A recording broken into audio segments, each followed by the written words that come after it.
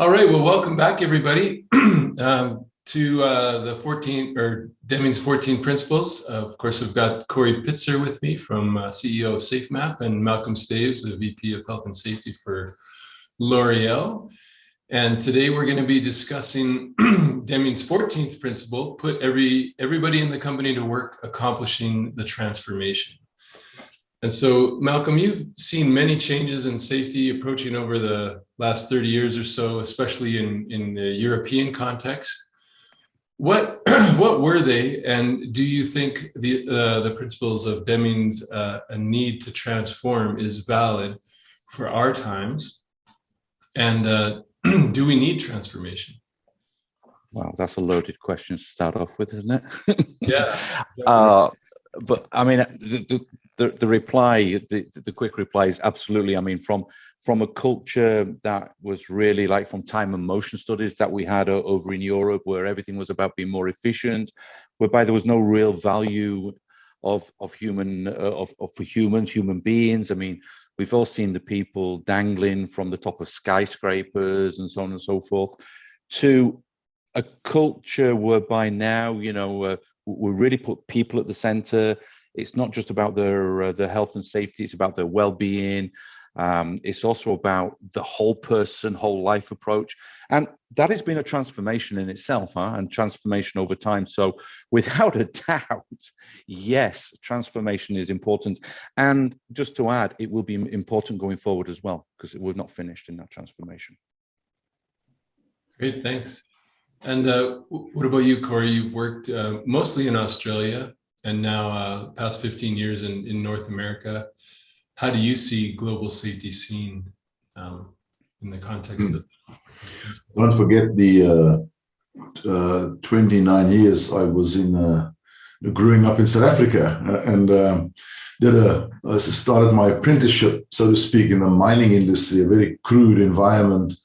But actually quite a sophisticated one in many ways. I remember sitting in a training program in the company that's today BHP.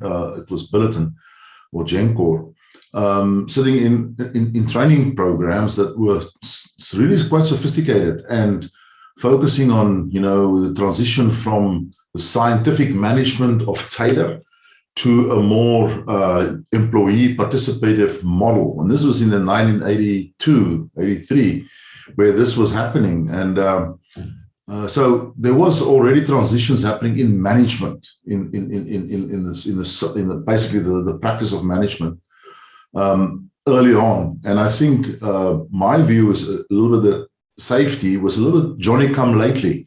You know, with the human focus on safety. I think that's already started to happen in the world of Deming, which I really love his concepts. You know, the whole focus on people was preceding what is today participative practices in safety, or the humans are the solution.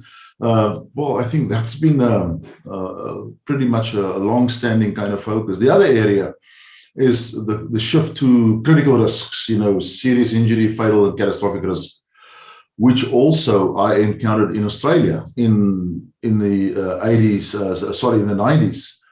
Quite sophisticated, focusing on the critical risks in the organization with critical controls, and developing that very effectively. And now, of course, that's a bit of a buzzword in North America these days. But even though that, you know, that's also, you know, a transition that's happened. And I think the shift into thinking around safety culture, you know, has been very prominent in the last 2 decades, I'd say. So that's the kind of shifts and transformations that I've seen.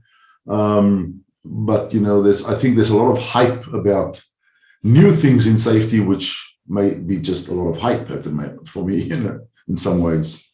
Good point. If I can add something as well, I think there's also been a change, a transformation in the way that we look at indicators. I mean, I remember when I first started working in production, they were talking about 0 fatalities, 1 fatality a year, and all the rest of it. It was very much a focus on fatalities. Then we went into the sort of like the lagging indicators like lost time rate. Then we went to total incident rate.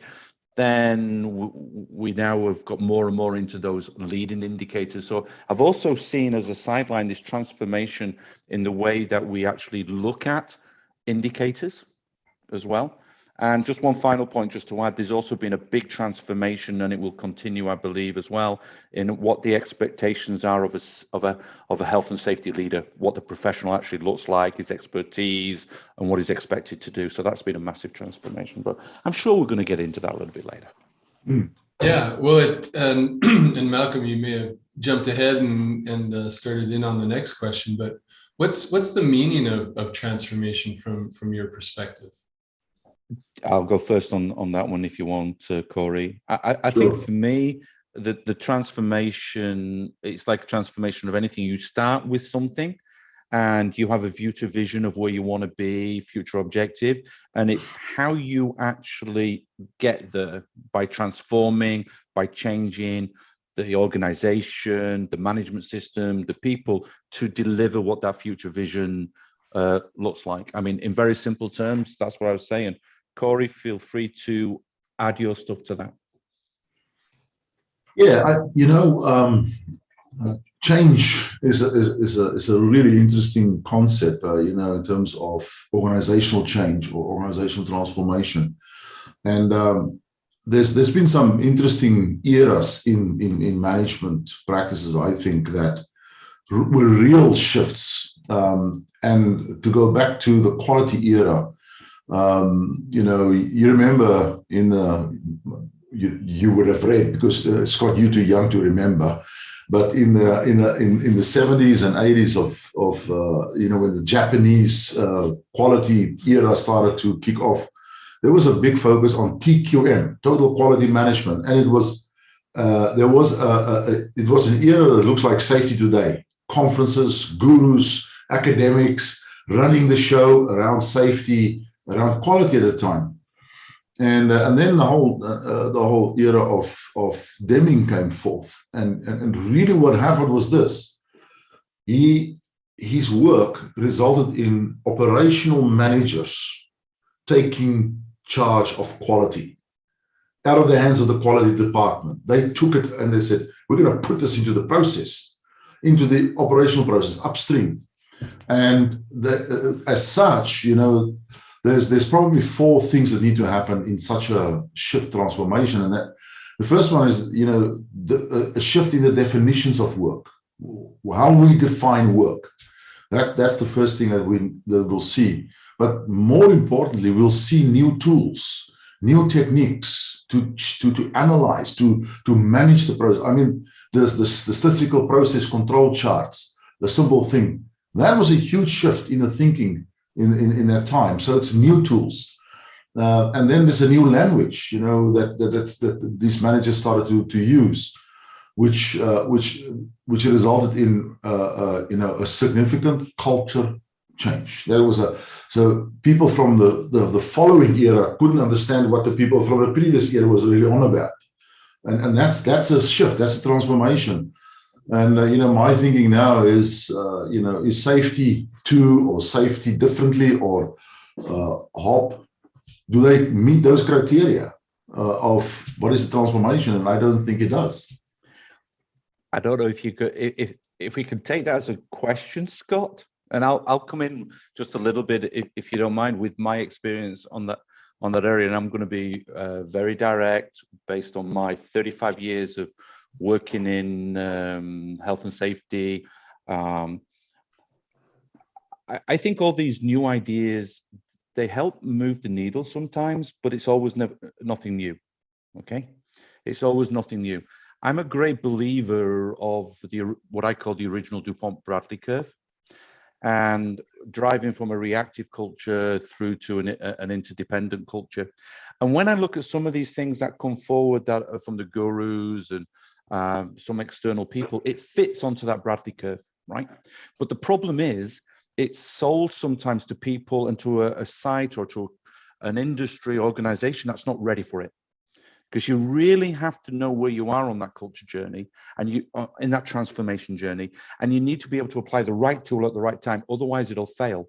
And trust me, that's my experience. I mean, when I started off, I bought a number of programs off the shelf. well-known programs, and within a couple of years, both of them had failed, and the sites, and the reason you're told they failed is because you didn't apply exactly the rule or the form, the training that you've had. And that embarked me on a different approach, which is creating the tools for my company that fit the culture of my company. And unfortunately, there's a lot of health and safety professionals out there, and I'm going to be provocative here, that think they can buy off the shelf and it'll solve all the problems, and it just doesn't work. You really do need to have an approach of the right tool at the right time, depending on your maturity within whatever you use as your culture maturity model. And like I said, we use a hybrid version of the DuPont-Bradley curve, which we call the L'Oreal culture curve. So I know that's not a question, but I just wanted to throw that in because it almost came out of what you said there, Corey. So I absolutely support that, because that is what I define as deep safe. Deep safe happens inside the organization, from within the organization, based on the principles that you establish. But then you've got to evolve. You've got to evolve your systems. You've got to evolve your tools and processes, especially the processes, to make that happen. And you can't jump from the outside. I absolutely think that's the failure in so many ways. Well, I totally agree. And again, apologies, Scott, but our system starts with risk management. You've got to get your risks under control. Those risks that you can kill somebody, have a fatal accident, irreversible. And if you haven't got that in place, you shouldn't be looking at anything else, right? That needs to be under control. And then as you transform into, okay, now it's the EH&S taking the lead. So you're starting to put systems in place, a little bit more organization. And then it's the management taking the lead. So you put the management in the driving seat. The navigator is more of the EH&S function, and that takes you to another level of culture maturity development. Then as a result of that, you get more and more people starting to get involved, employee engagement, collaboration as well between management, EH&S, and the line. And that starts to create a culture of I am my brother's keeper, and then takes you on to the next level. And our experience within L'Oreal is to go from the early stages to the later stages is a 10 to 15 year journey. I mean, we've been doing this in L'Oreal now for 14, 15 years. And I would say we only have a couple of sites globally out of a 572 that I would say were interdependent at that final step. But it's all about, like I said before, right tool at the right time, depending on where you are on that journey. And as a result, the EH&S profession, the EH&S leaders need to change as well, because you need a different person to drive something that's a dependent, interdependent culture than you do a reactive culture. All about transformation, totally aligned with Deming's principle. Yeah, very much. Now, Scott, you're completely lost, aren't you?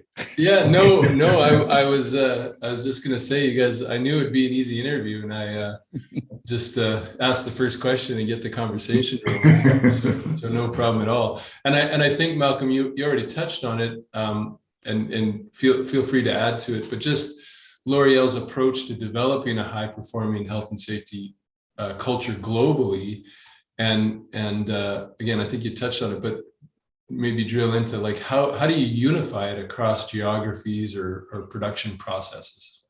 Yeah, I mean, we're quite lucky in some respects that we have a very centralized approach to health and safety. For example, we believe in we apply NFPA for fire protection and prevention globally. We apply the ATEX explosion rules, which are European, globally. We apply other tools that we've developed ourselves globally, so it's every single site. There is room for adapting to local culture, don't get me wrong, so it's the skeleton that we do.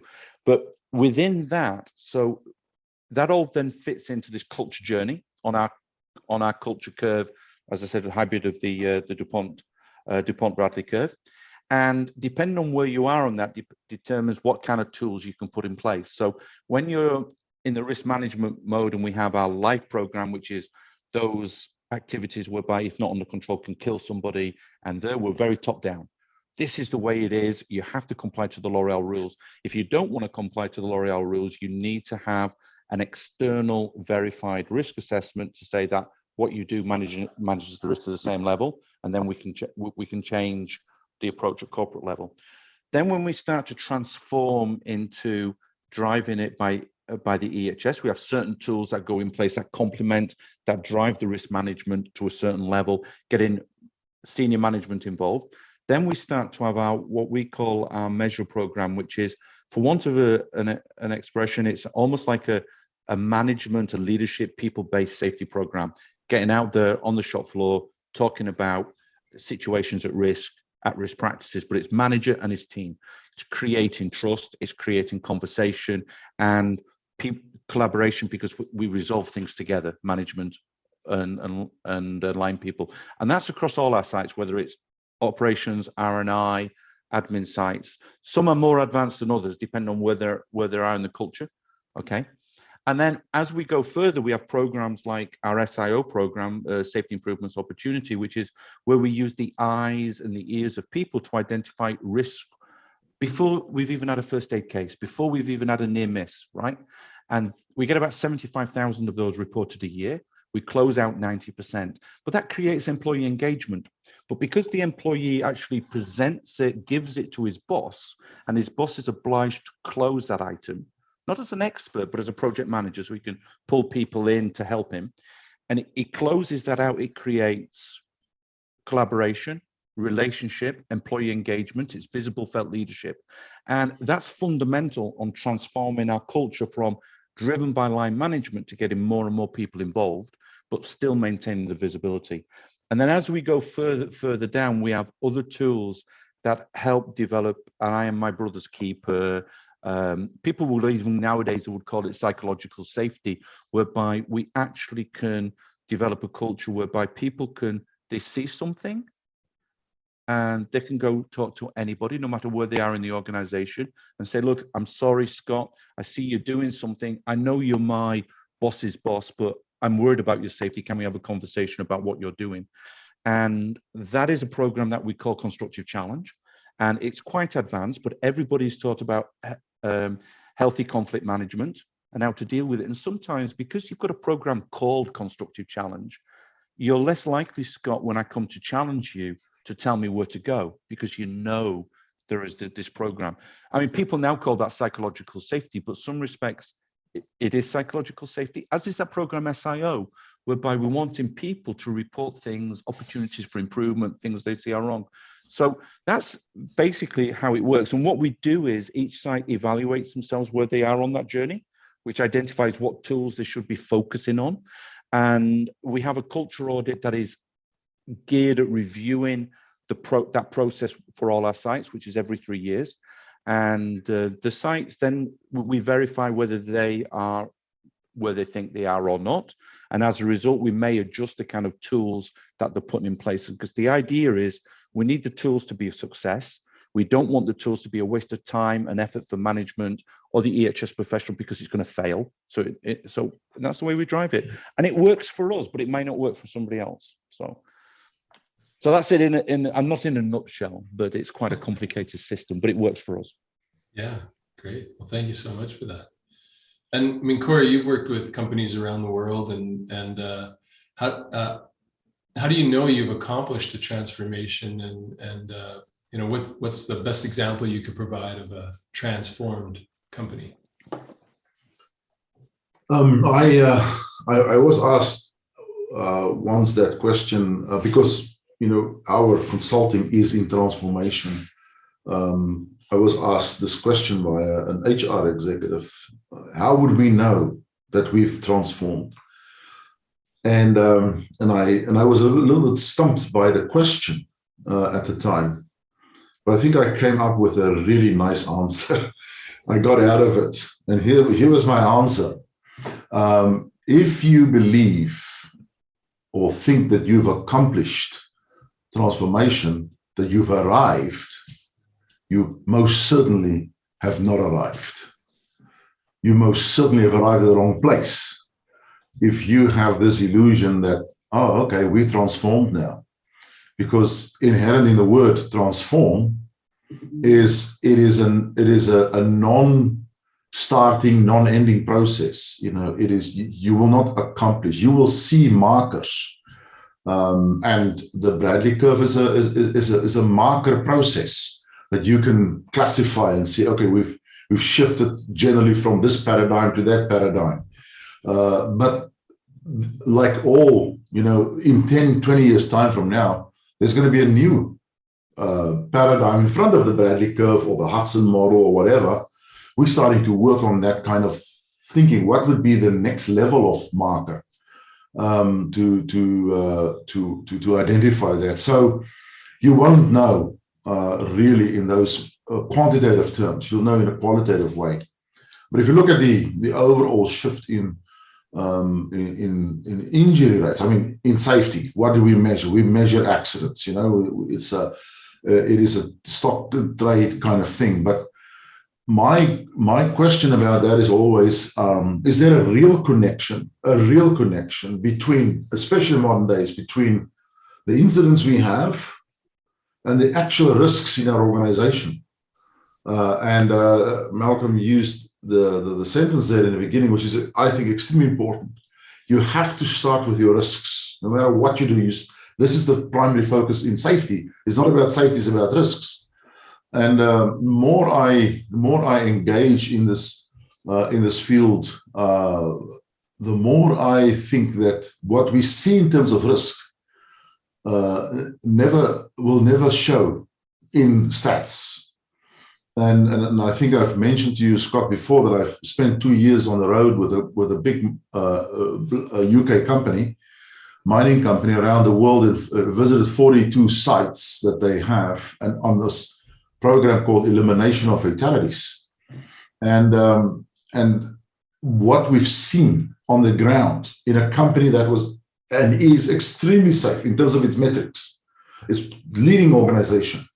Yet we've seen the swamp of risks hanging around in the organization that just needs coincidence for it to become a fatal accident. And that was an enormous learning for me and for the organization to, we are very deep in our organization. There's almost another layer of performance of risk, if I can call it that, or dynamics of risk that we don't quite understand. If we have an accident, say every 4 years, we have a look at our rates, and this 4 years ago we were there, now we were here.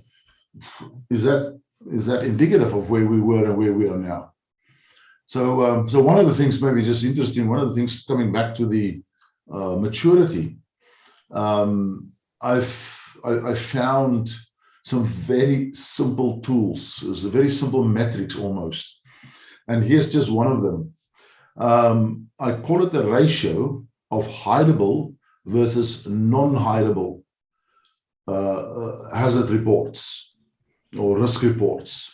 If a person has no option but to report the incident because it's an incident, it's a near miss, there was damage, or people witnessed this, that's what I call a non-hideable. But if there was something that happened, only this person knows about, for instance, if that person kept quiet, they could have easily not reported, no one would have been any better. So what I found in this 2 years program process was, if you have 5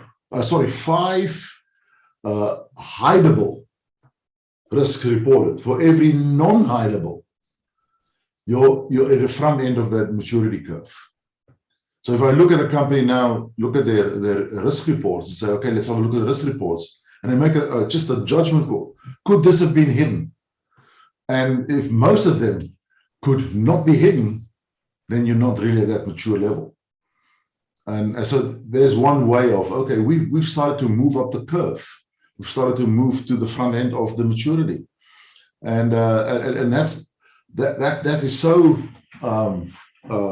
that's digging deep in the organization. This is now digging into risk transparency in the organization. This is digging into I feel free, psychologically safe to report things that I could have hidden if I wanted to. No, I'm not doing that now. I'm reporting this.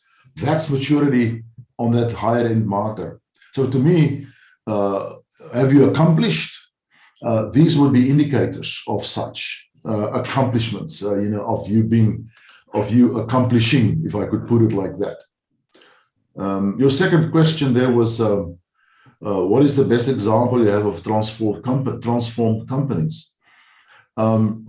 There's really two that I've been working with in the last few years that really stands out for me. The one is a construction company. Now, if you know the construction business like I do, having worked as a laborer in a construction company, you know, a construction worker is a very smart, agile kind of employee, and they know exactly what to say and what not to say to the client, because the client requires this, and you know, okay, you want me to fill in this form? I'll fill in 10 if you want them, you know. And this is a very tough business, and the company is actually, and hopefully we could have him as a guest at some point, is the construction division, if I could call it that, of Southern Company. And the manager there, the VP there, is a guy with the name of Robin Hurst, who he's the client that uses subcontractors. And so normally what would happen is they would hide everything away from the client so that they can get the job, so that they get the contract done, you know, and they have a safety record that's second to none. Everybody's got a safety record that's second to none. He's opened this up and he said, I don't want you to pretend to me what your safety record is. I really want to know what your risks are. And that's such a game changer in that environment. And, you know, to see that construction company dealing with this in this very progressive way. So they've done a couple of things. One is they've integrated safety much deeper into operational management. They've created this risk transparency, and they've actually generated themselves or moved themselves into this next level beyond the Hudson model, which is, say, the highest level is what's generative. I like to call this the regenerative level. And it's an example of a company that's there. The second company is Deming, and I've spoken with you before about them, who mine diamonds from the seabed. And it's incredibly risky operations. The ships have got mining vacuum pumps underneath it, a processing plant on top of it, 120 people living on the ship for 28 days, and they've got helicopters in and out. Very, very complicated, high-risk environment, and they've been able to create this functional process of talking about the things that Malcolm just mentioned. How do they really get their employees involved?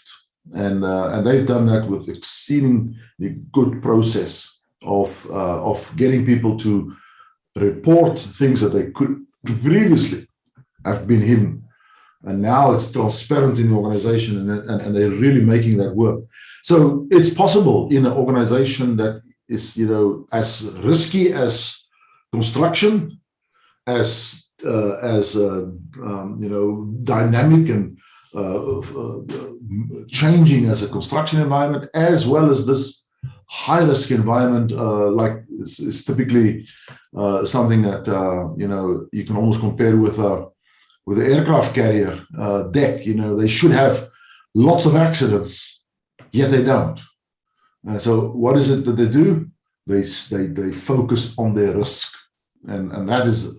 It sounds obvious, but I think a lot of people, you know, risk is the last thing they think of, because they got all these systems to comply with and all this paperwork to do and all this bureaucracy, but the majority of effort is not on their risks. Yeah, it's interesting you should say that, because we've often had the debate that we're not really creating in L'Oréal a health, safety, and well-being culture. Part of what we're creating is a risk-searching culture, and as you go further down, you transfer from top-down approach to risk to helping educating employees wherever they are, and maybe even their families, to see and understand risk themselves, right? And as soon as somebody can see the risk and associate with a risk, right, then they may react to that risk and protect themselves, so put the control measures in place, whether they're at home doing DIY or whether they're at work. So I think that whole journey is all about developing a risk searching culture, because managers can't be there all the time. People don't follow roles all the time. So somehow you've got to change the way people are wired through a journey of discovery, through curiosity, through learning, so that people see the risk themselves. Not forgetting, you know, going back to what I said, our life program where we can have fatal accidents.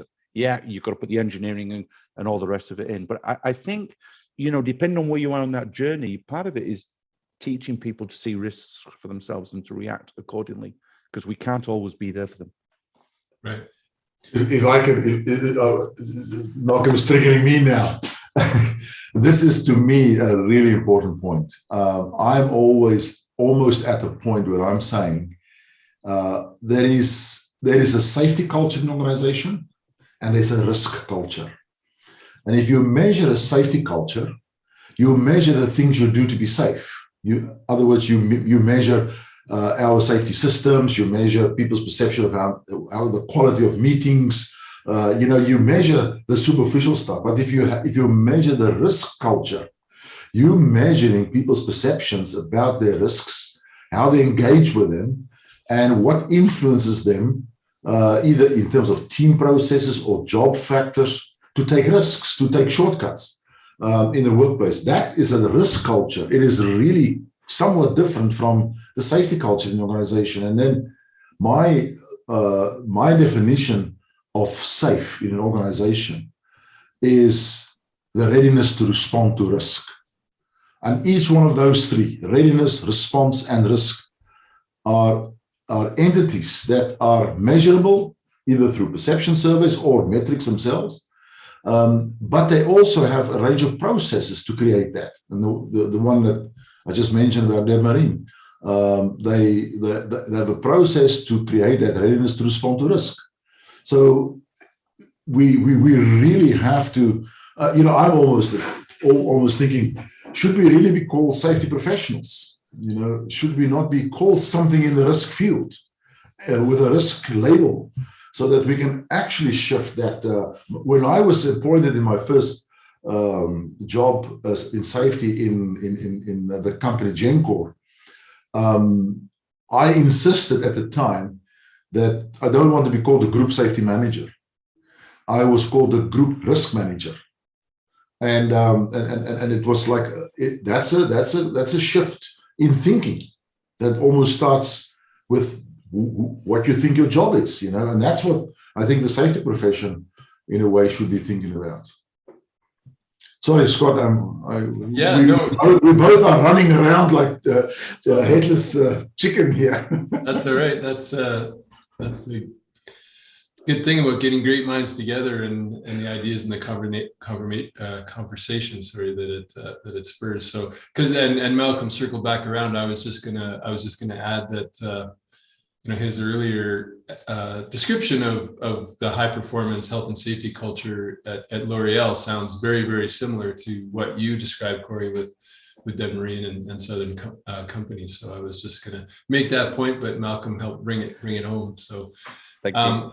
But Malcolm, you're widely known for the Hummingbird approach. Can you describe what that is and tell us how it relates to health and safety? Yeah, I mean, very, very quickly, it's, I believe, an American Indian fable, and it's all about a forest fire. All the animals run out to the forest. The hummingbird, when it flies out, it goes to a local river, takes up a little bit of water, and goes backwards and forwards, trying to put out a fire. And eventually, some of the other animals actually turn around and say, hey, you know, what are you doing? You're so small, you're making no impact, you're making no difference at all. And the hummingbird quite simply says, well, I'm doing the best I can. And if every single one of us does a little bit and contributes, then maybe we'll just make a difference and put out the fire. And how that translates into L'Oreal is we say that if 85,000 employees do a little bit for health and safety, for well-being, for the environment every single day, just a little bit, that's a lot together. And if we all as human beings do a little bit every day, whether it's holding the door open for somebody, seeing something that's a potential danger, so we deal with it there in the here and now rather than walking away, then that makes a big difference. And so and in that sense, it's all about individuals making a difference. But when it comes to culture transformation, we also believe that that has to be done by step with the right tool, as I've said before, the right tool at the right time, depending on where you are. It's not trying to go too far too soon, because it'll fail. It's those little steps, and it's all about marginal gains as well. That's what the Hummingbird is about. So it's my mantra. It's what I live by. My hashtag is #BeTheHummingbird on LinkedIn, and it is throughout L'Oreal. It is the way that we drive health, safety, and well-being. And every single step we take, we make sure we do it well or to the best of our abilities, and then we move forward. That's great. So, thank you. How do you measure success and failure in that situation in order to measure what transformation has been achieved or maybe not achieved?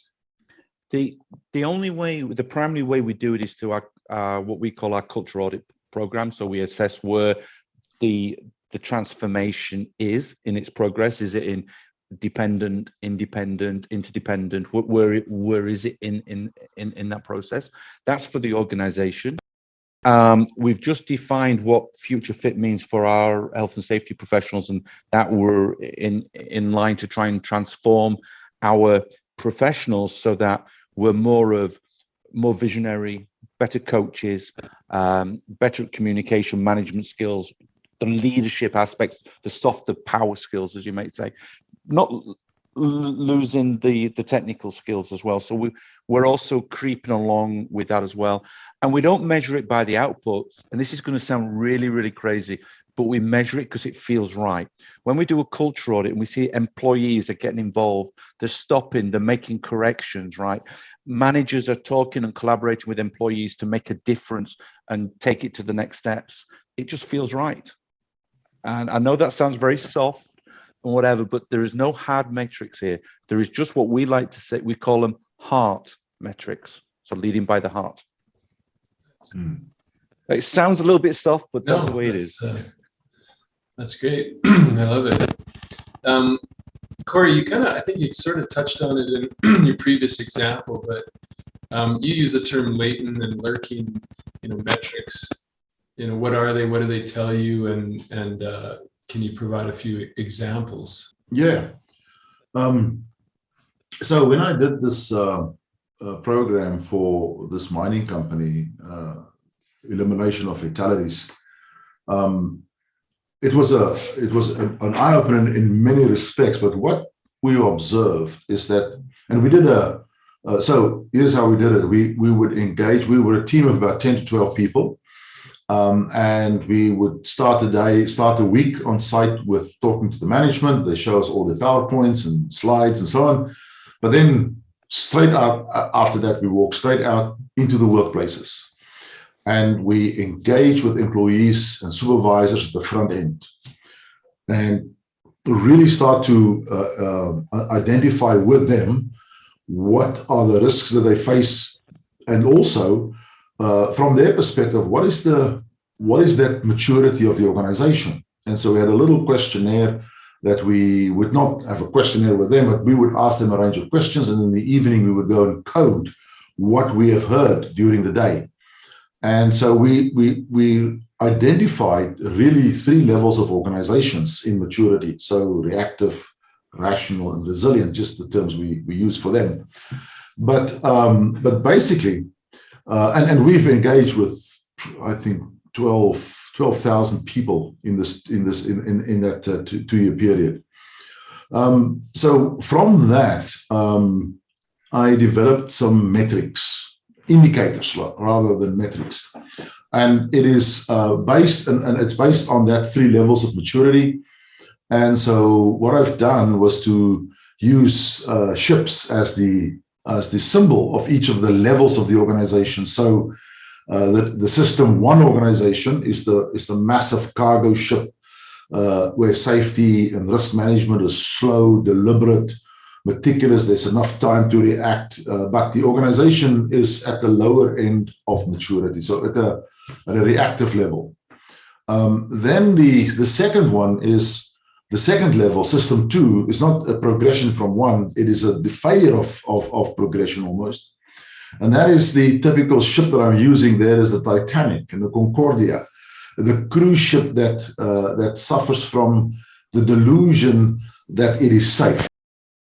So this is where the black swan concept of Nassim Taleb are used. But there's another another financial researcher with the name of Didier Sonnet, who created the concept of dragon kings. Basically, dragon kings are black swan events, but there's an element of predictability in them. So black swan is, you can't predict it, it's just going to happen. The Dragon King is, no, there's indicators that can tell you what is possibly happening. So I just swapped black swans with purple dragons. I'm not sure if you heard me talking about that before. So there are 3, so the questionnaire, it's got 14 indicators in. So we send this questionnaire into the organization, a random selection of people from different levels, a stratified sample. And they make a selection on 3 choices each time for the 14 indicators. And from that, we calculate what is the organization's level in terms of system 1, 2, and 3. So, so just 3, to give you the idea of 3 of these. One is, what is the level of risk system skepticism in the organization? So the question 1, option 1 they have to answer is your organization like this? The risk system is poorly designed and ineffective or slow to react. That's system 1. Or is your organization, our risk system prevents most incidents and accidents? That's system 2. Because that's delusional that your risk system is going to prevent everything, but you don't know that when you answer the question. So system 3 is, we know we have gaps and are constantly looking for them. So if they make the selection, we have a little algorithm that calculates what is the level of exposure. Is it either emerging, escalating, or extensive in terms of serious risk exposure? Or if they're more a system 3 organization, is it reduced, receding, or retained? So that's one example of a latent indicator. So if you know where you are in this organization on this, then you are getting that early warning signal almost. Another one, I'll just do one more of what is the approach, or what is the tendency of employees when they comply to rules? System 1, they privately bend or ignore rules to get things done. System 2, they tend to readily comply with all rules. Or 3, they have no fear to often challenge safety rules. Now there you go into the organization that's more agile, more focused on constantly shifting and transforming. So those are indicators of that I call latent indicators that can tell you if you work out, calculate your whole organization on the 14 indicators. Those are related to what I mentioned earlier about the hideability or non-hideability of incidents, of risk reports. So we're now in the cultural level of thinking. We're not waiting for things to happen. We're really upstream in the organization and measuring there. So that's the approach that we follow, and we really just started to deploy this with organizations. We've been developing this for like 1.5 years now, and so we've got thousands of people that participate in this by now. But now we're starting to make this available to our clients that we have already. So that's the process that we follow. If I can add something to that as well, just from my own experience within L'Oréal, we don't have that kind of model. The model is a little bit like, we have confidence in the journey. The journey for us is our maturity curve. And for each of the programs we have, when we design for a risk culture, for safety culture. So what I mean by that is, we look at what is the role of the management and the leadership? What is the role of the employee? Because we want employee engagement. What is the role of the EH&S professional? And for each individual little program, what is the KPI that drives that to success? So for the measure program, for example, which is our people-based safety program for line managers, which starts with the ManCom, and then they train the people down to supervisor. What is the leading KPI that we have there is the number of at-risk conditions to the number of at-risk practices identified. We also track the number of action items that come out of the visit. We impose only a 90% closure. That's the objective, right? Because that creates visible leadership, employee engagement, and whatever. So we have confidence, though, that drives the measure, this particular program, and we do the same for the others. And we believe that if we drive the individual programs with the right metrics, and we have the right programs in place at the right time, that the output is the culture, right? So we then measure the culture, where we are on the culture journey or the risk culture journey, and the output is the lagging indicators, okay?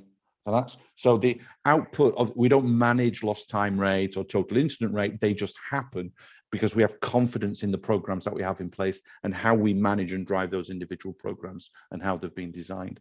It's a similar but a slightly different, and that we've got in place in L'Oreal, and I'm going to be very open and honest. I've put it in place in now 4 different companies: construction, and I've worked in construction, heavy chemicals, metal, packaging, and now cosmetics. And the results have been very, very similar.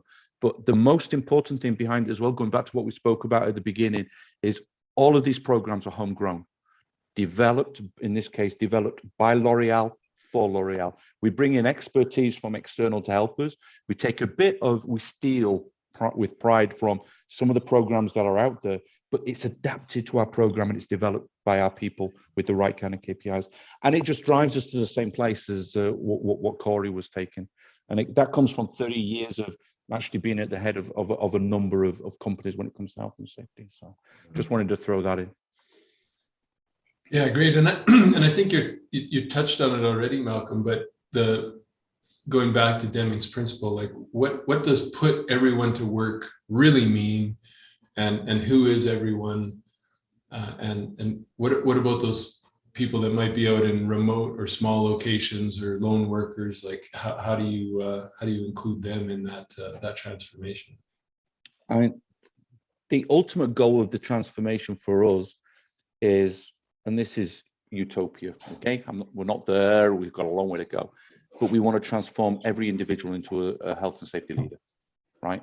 Everybody to take control of their own health and safety in the situation, when they're in the field, when they're faced with a situation in a manufacturing plant. But to get there, you need to develop that culture. It doesn't happen because you say, tomorrow you will be responsible and you will see every risk that there is around you and you will react properly. It just doesn't happen. We're all on a journey of personal culture development. So I actually, at the end of the day, think it's all about that. It's all about finding what pushes the button, because I know people that are maybe operators, associates, etc. They are leaders in the local community. So we all have that leadership potential. So how do we push and find that right button to push to get them to be that leader that we want, not only for themselves, but looking after people around them at work? And I think that's the role of the health and safety professional. And that's the role of what we put in place. It's to get to that state. And then I think we'll still have accidents. I think risk will not go away, but that's where we need to get to. Corrie, do you want to add to that? Yeah, I think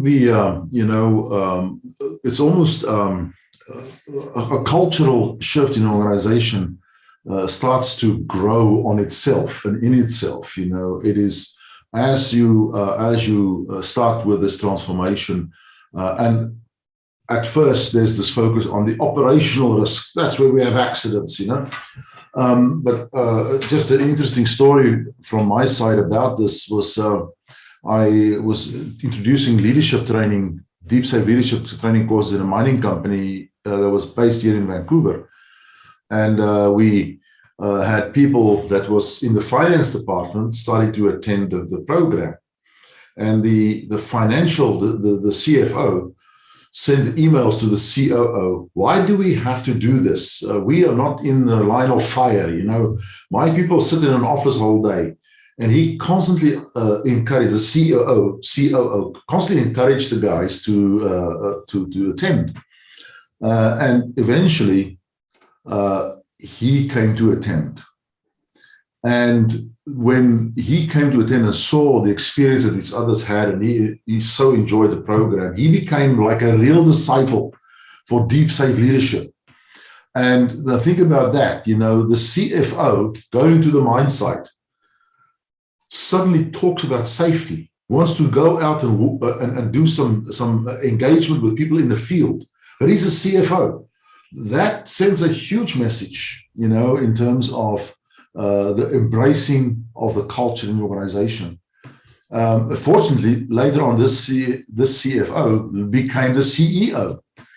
And can you imagine then his buy-in, his understanding of what is really happening in the organization and how he was viewed by people in the organization, because he's not this guy that sits in an office in Vancouver and never see the real world. So that's the kind of thing that, you know, what I mean with the culture starts to grow on itself if you have the PowerPoints in the organization, right? Well, you guys have gone off script a few times, so I'm gonna take a turn and go off script and throw you a curveball here. So, I mean, we're talking about, you know, L'Oreal, 85,000 employees, Southern Company, BHP, you know, huge organizations. What a lot of safety professionals are out there in a lot smaller organizations with smaller teams.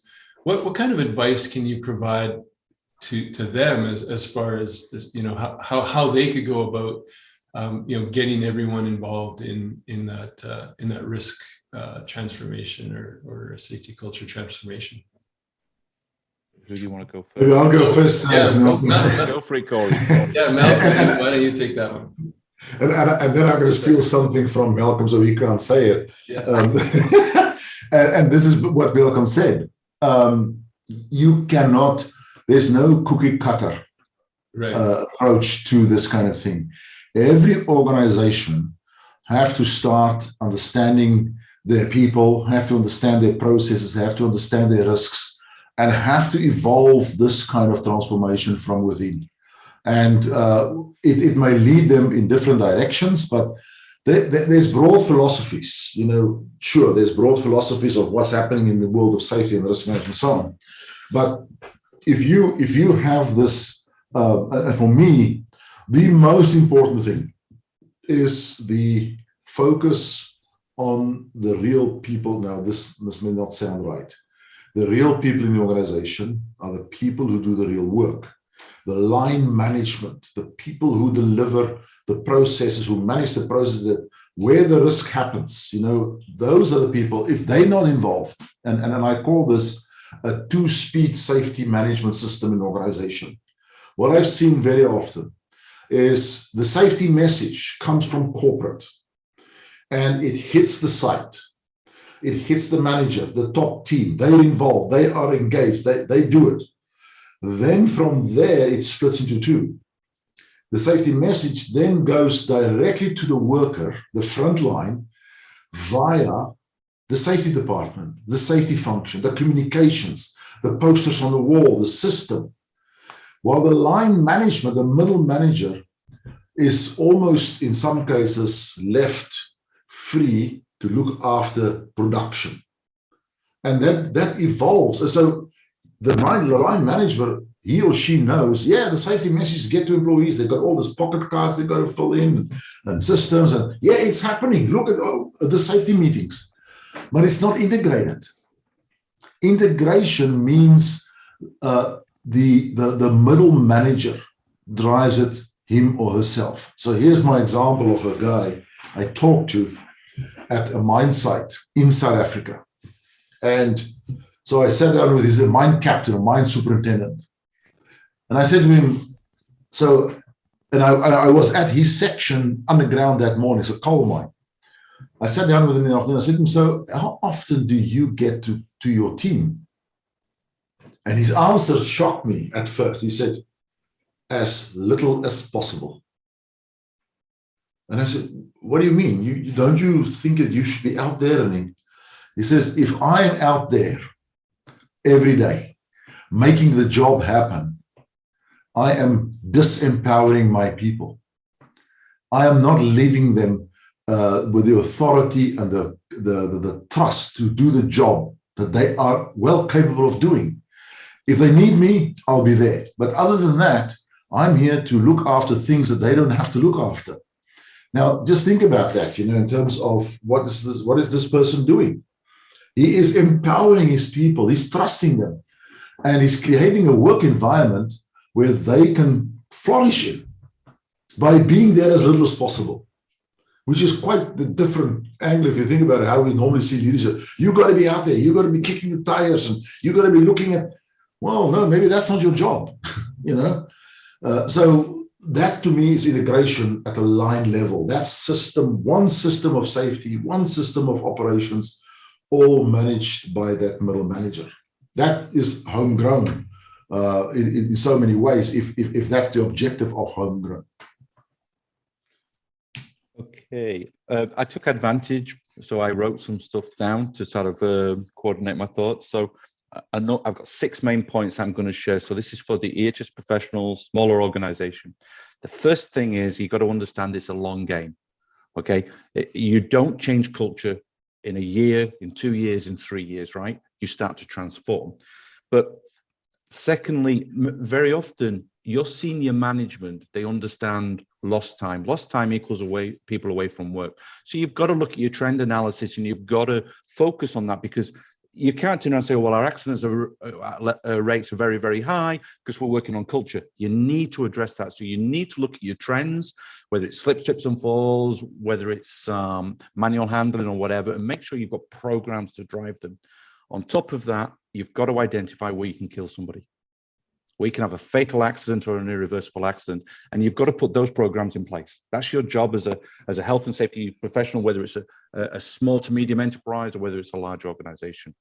After that, you need to have a vision and a strategy that will evolve you to wherever you want to go over time.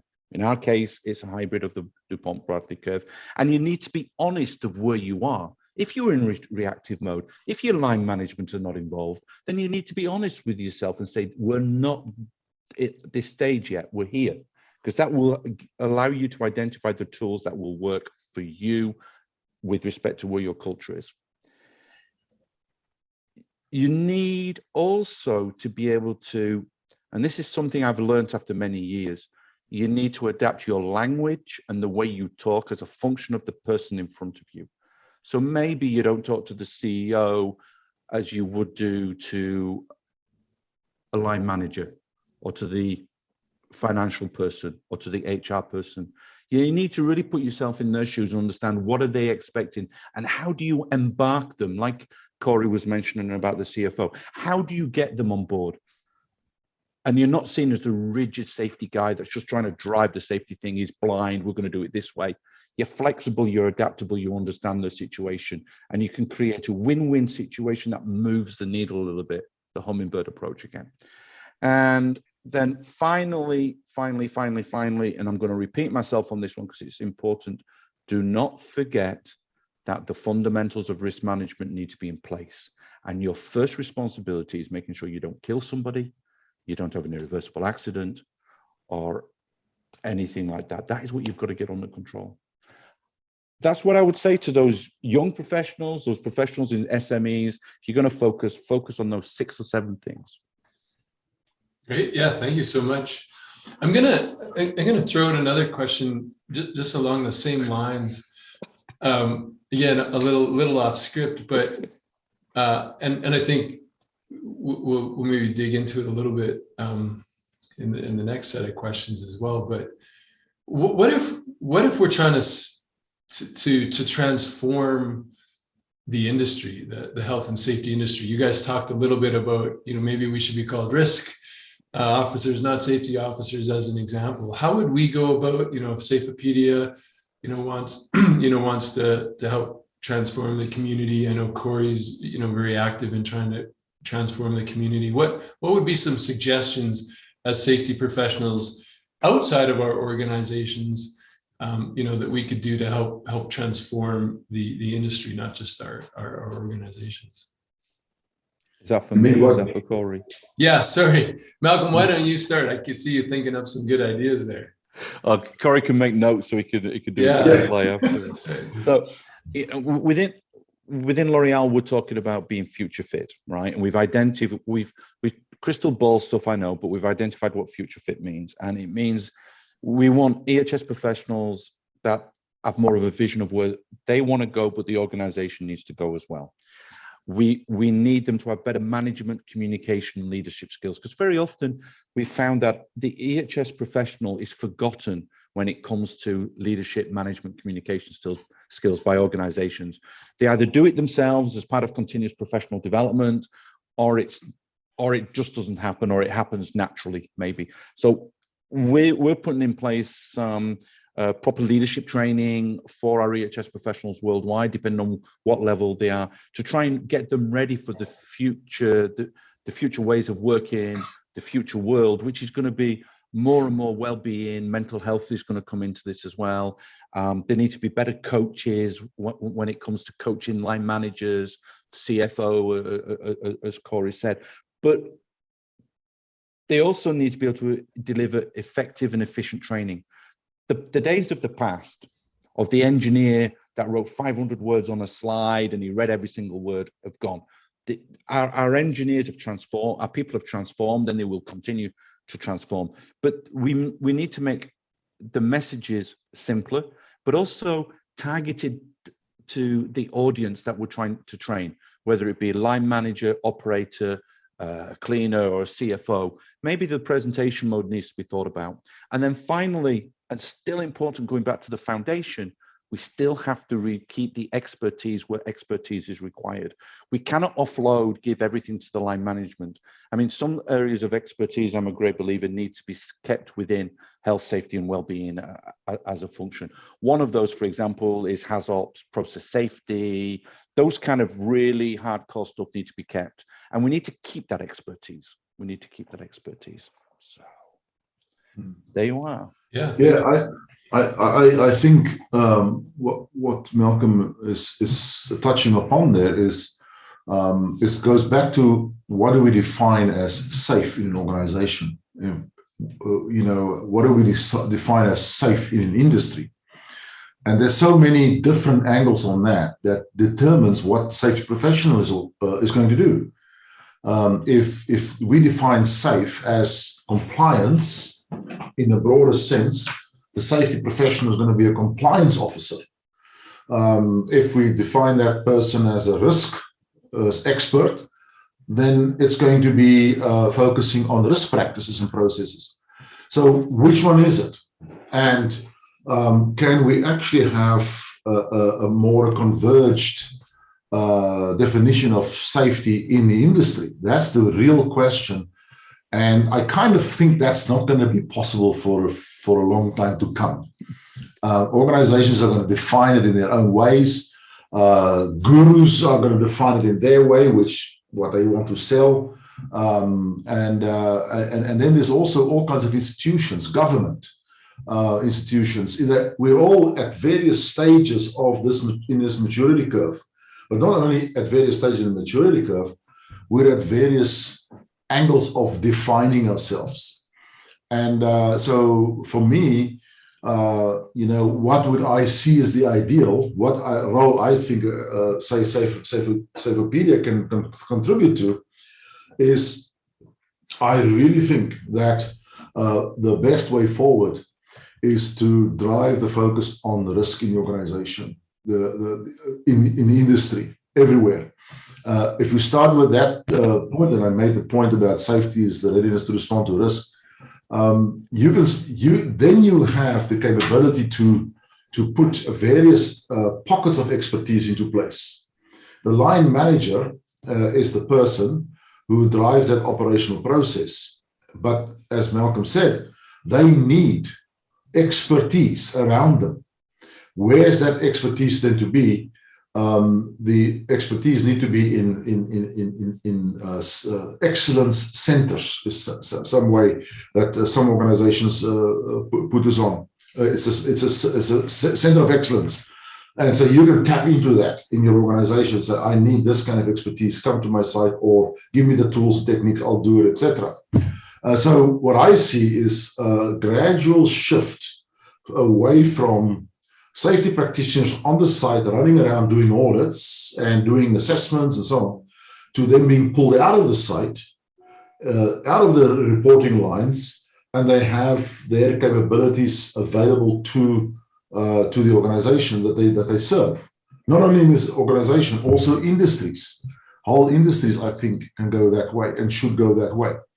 So that I almost see, okay, so where does the safety professional report to in the organization? Well, they report at executive level. That's where they should be centered at, and that's where they should be in the long term, I think, operate from. So what is the role of the safety professional on the site?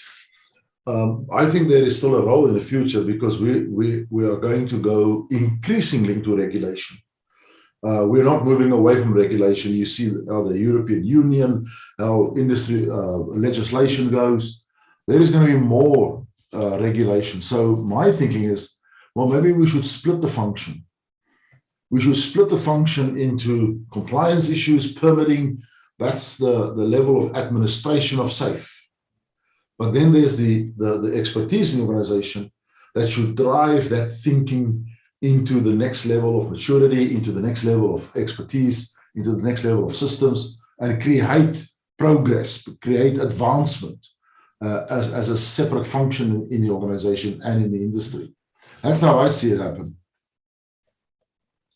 I think we would, I would concur on most of that, especially about the ideas of the center of excellence, taking, rather than having big corporates and all the rest of it, having more the expertise in the sites, in your regions or whatever, and finding a global expert, say I could be say in South Africa, and that global expert could be on process safety management or another subject, lockout, tagout, and they become the global or the regional expert, right? And you can drive it down more, because you know, there's a war of talent out there as well, and it's important that we have the resources in the right place where it matters, which is making a difference on the shop floor, making a difference in the factories, in the warehouses, in the research places, etc. So I think we're aligned with what Corrie said. I would just add one thing, and slightly maybe where we disagree, and maybe disagreeing at the end is not a bad thing, a little bit, not slightly disagreeing, but you know, I think it's fine having all the expertise. But if we allow that to take us back to the old school way of delivering training, lack of management skills, leadership skills, etc., I think that would be a disaster for the profession. So I think I think being a health and safety professional is one of the most difficult positions ever, because one day you're talking to CEO, then you're talking to a contractor, then you're talking to a line manager, then a plant manager. You need to have diverse leadership skills, and I think we need, and it's one of the best, I think, more complete leadership functions unrecognized that there is in any organization. And I think it's important to give them the leadership, the management, the communication skills. Otherwise, they can't deliver the expertise properly. They won't be able to communicate it. They won't be able to do good training, interesting training. So I think we need to find that right balance, Corrie, because I agree with you. If we're going to protect people from dying and from serious accidents and other types of accidents, we need to maintain the expertise, right? But the line management need to drive the management bit, right? But we need to be able to help that transformation. It's going to be interesting in the future. Yeah, but just on a very practical level, one of the great outcomes of the pandemic is that we can actually do this kind of engagement from anywhere in the world with sites around the world. And we're actually facilitating processes now with our clients just purely on virtual platforms, which meant we had to adapt the way we do things. But there's a huge opportunity for us, not us meaning SafeMap, but us in the safety and risk profession, to actually do this much more in a hybrid way. Yeah, no, totally agree. Well, Corrie, There's a lot of talk about the transformation from safety 1 to safety 2. We touched on it a little bit earlier, but how helpful are these labels, and what is deep safe and why is it different than say safety 2? It is probably it's in some ways different. In some ways, it's the same. I really started working in South Africa in this organization, and one of my first, I was first human resource manager. I was a psychologist, and then we went into safety. I facilitated at 60 mines in South Africa with my friend Eric Ratchikopa. We facilitated an EOF process, elimination of fatalities process, but it was a process that we redeveloped and looked at human and organizational performance, HOP, processes. And so we had a management team on site. We did cultural surveys beforehand, and we would have worker engagement teams coming together and learning teams, and they would present to management during this week. It was a week-long process. It was a HOP process. This is in 1986. So, I can't say that, that safety 2 is new. I really don't think it is. It's been around, the concepts of employee participation. I mean, the Japanese and Deming knew that 50 years ago. Employee engagement, it's like not, and you see on LinkedIn every other week somebody posting, humans are not the problem, they're the solution. Human error is a result of people reacting to the systems. That is not new stuff. It is old stuff. And so what is safety 1, safety 2, safety, I really don't like these labels because they mean nothing. And there's a lot of hype and hot air around it. The new view, so-called new view, it's a lot of talk. I would like to see a lot more substance of what happens on the ground in this kind of thinking. There's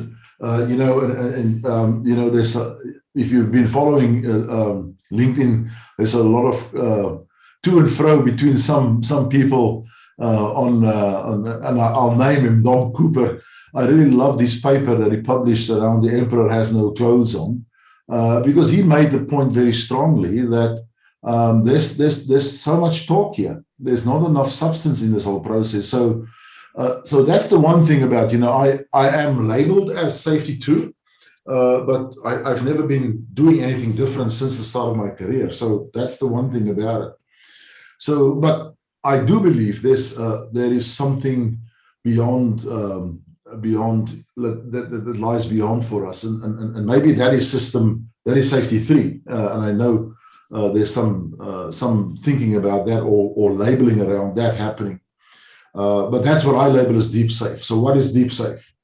It is dynamic risk systems that the system is available to the client, and the client uses this and adapts this and tailor this into its own operational efficiencies and its own operational design.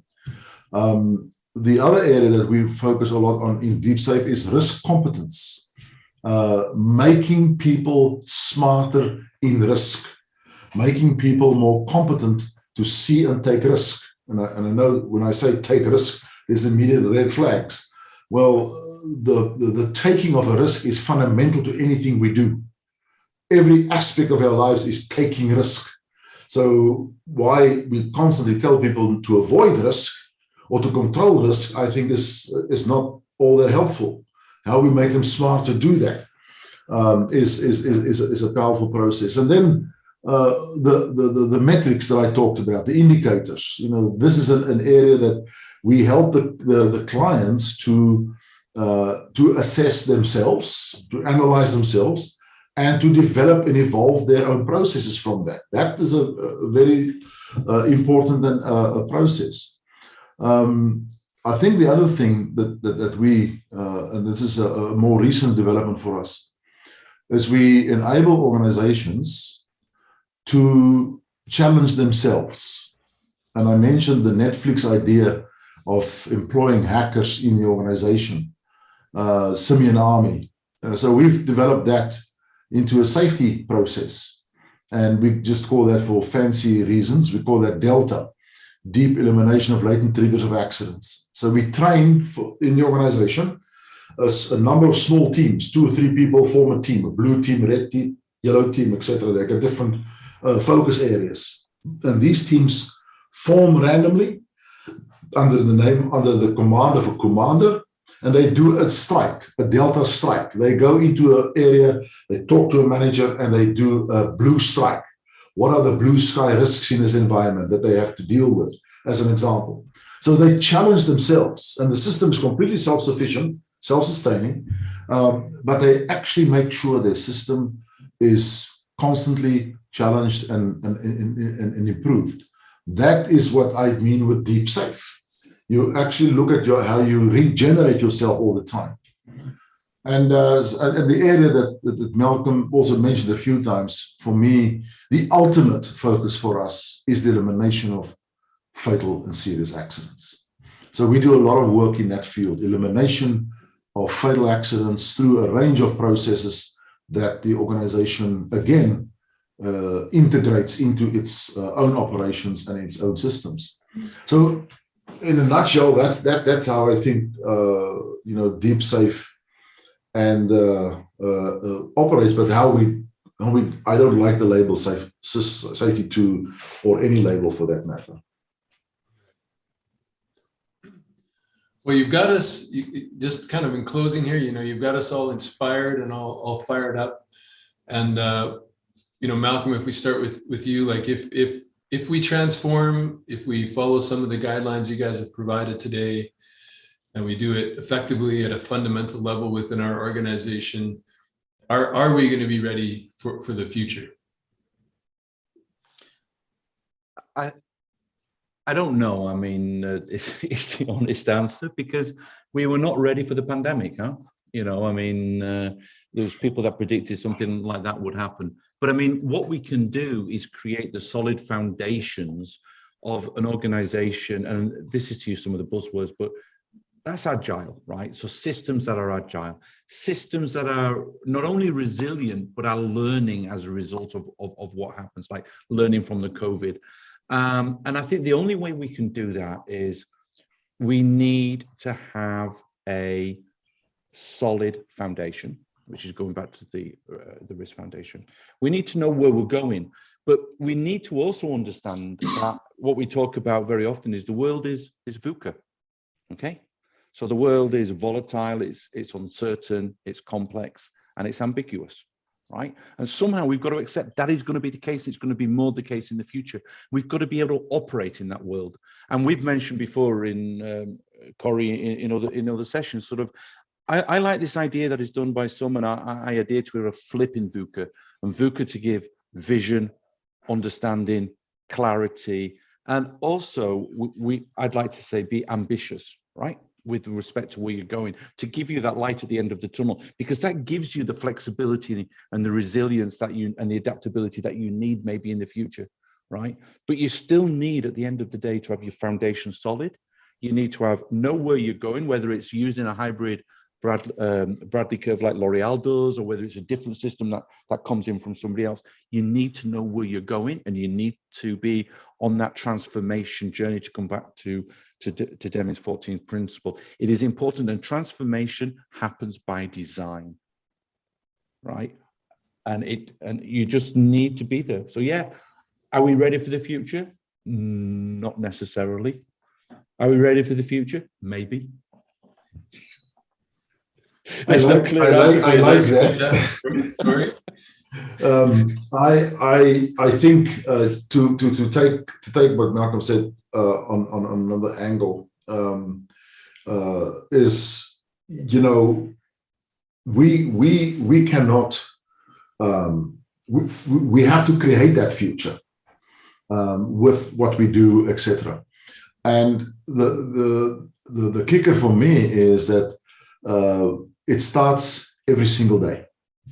When you wake up in the morning, the organization, or the individual, or the team, not much of what you've done yesterday is going to spill into today for you and safeguard you today.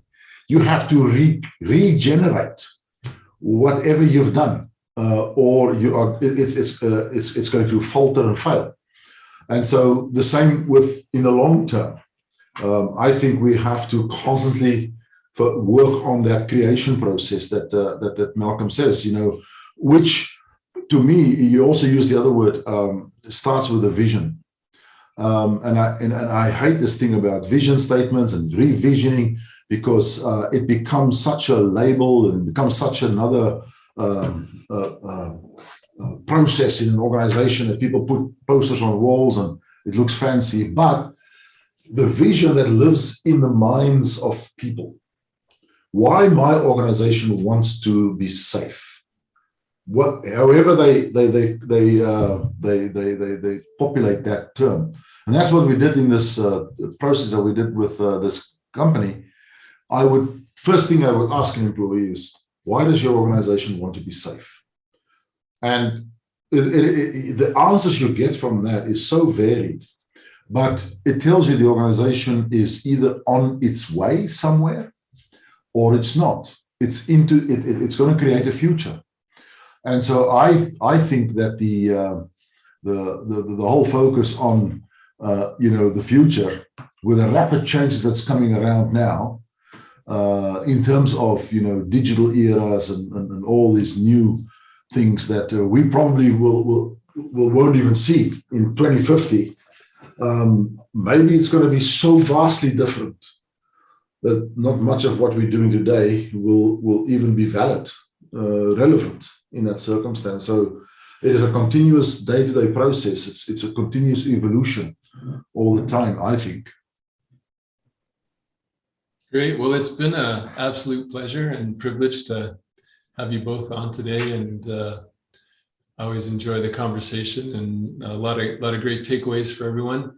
We'll have Corrie and Malcolm's contact information. I think you can connect with them on LinkedIn, and I don't think either of them mind if you reach out with any follow-up questions. I know they're huge contributors to the community. So thank you, Malcolm and Corrie. It was like I say, a true pleasure today. Thank you very much. My pleasure also. Thank you. Thank you, Scott. Thanks for great questions.